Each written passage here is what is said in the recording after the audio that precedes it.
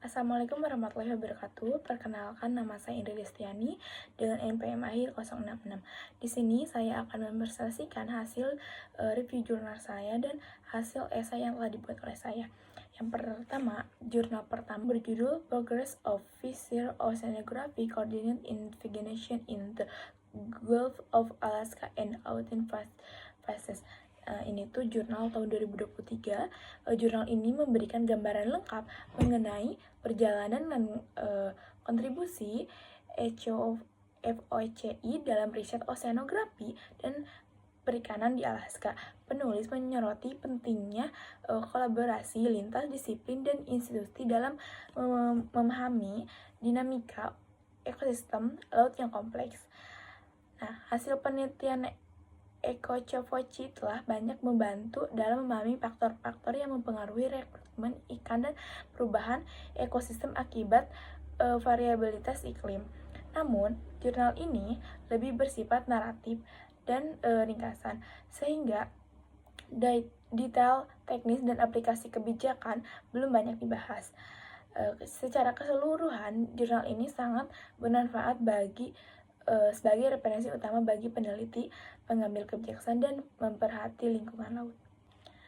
Selanjutnya, jurnal yang kedua dengan judul Long Time Series in Ice Fishing Oceanography, Jurnal Oceanography, volume dan halaman, volume 27, nomor 4, halaman 48 sampai 64 tahun 2014. Nah, artikel ini merupakan tinjauan komprehensif tentang peran dan manfaat dari waktu panjang dalam oceanografi perikanan. Nah, kelebihan utama adalah cakupan survei yang luas dan penekanan pada akses data terbuka sebagai artikel tinjauan, pembahasan detail teknis, dan analisis kualitatif masih terbatas. Sangat bermanfaat sebagai referensi bagi awal peneliti atau pengambilan kebijakan di bidang oceanografi perikanan. Selanjutnya, jurnal yang ketiga ada Oceanography of the Southern California Current System Relevant to Fisheries. Jurnal Regional Fisheries Oceanography of the California Current System, the COV Program. Chapter 2 halaman 13-34 tahun 2014. Nah, jadi memberikan gambaran penyuluhan tentang dinamika fisika California Current System yang relevan untuk perikanan. Penulis berhasil mengintegrasikan berbagai sumber data dan pendekatan regional dalam menjelaskan proses-proses utama yang mempengaruhi produktivitas laut. Kekuatan utama pada ulasan komprehensif dan konteks regional yang jelas, namun aspek biologi dan manajemen perikanan masih dapat diperdalam. Nah, bab ini sangat bermanfaat sebagai referensi bagi peneliti oceanografi perikanan dan pengelolaan sumber daya laut di wilayah California. Oke, selanjutnya jurnal yang keempat ada Ecosystem Oceanography for Global Change Fisheries. Nah, ini tuh jurnal Trends in Ecology and Evolution, volume 23, nomor 6, halaman 336 sampai 348. Artikel ini sangat penting bagi peneliti dan pengambil kebijakan di bidang perikanan dan ekologi laut. Nah, penulis ini berhasil merangkum tantangan dan solusi baru dalam pengelolaan perikanan di area perubahan global. Ekosistem oceanografi sebagai strategi riset seimbang sangat relevan untuk pengembangan model prediktif dan pengelolaan sumber daya laut yang berkelanjutan. Kelebihan utama ada pada integrasi teori dan aplikasi model, meski masih perlu pengembangan aplikasi praktis di lapangan. Oke, yang terakhir ada jurnal dengan judul The World Operation Fisheries Oceanography in the Mediterranean Sea, jurnal Mongoose Science and Strategy Plan, yaitu jurnal tahun 2018. Nah, jurnal ini sangat relevan untuk pengembangan pengelolaan perikanan berbasis ekosistem di Mediterania.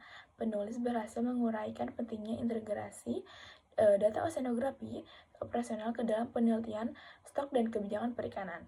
Nah, studi kasus tuna sirip biru menjadi contoh konkret manfaat pendekatan ini. Namun, aplikasi sistematik masih perlu diperluas dan tantangan implementasi di lapangan perlu mendapatkan perhatian yang lebih. Nah, artikel ini sangat bermanfaat sebagai referensi bagi peneliti pengelolaan perikanan dan pembuatan kebijakan di bidang kelautan. Selanjutnya masuk ke hasil esai yang telah dibuat oleh saya dengan judul Perkembangan Ilmu Oseanografi di Indonesia.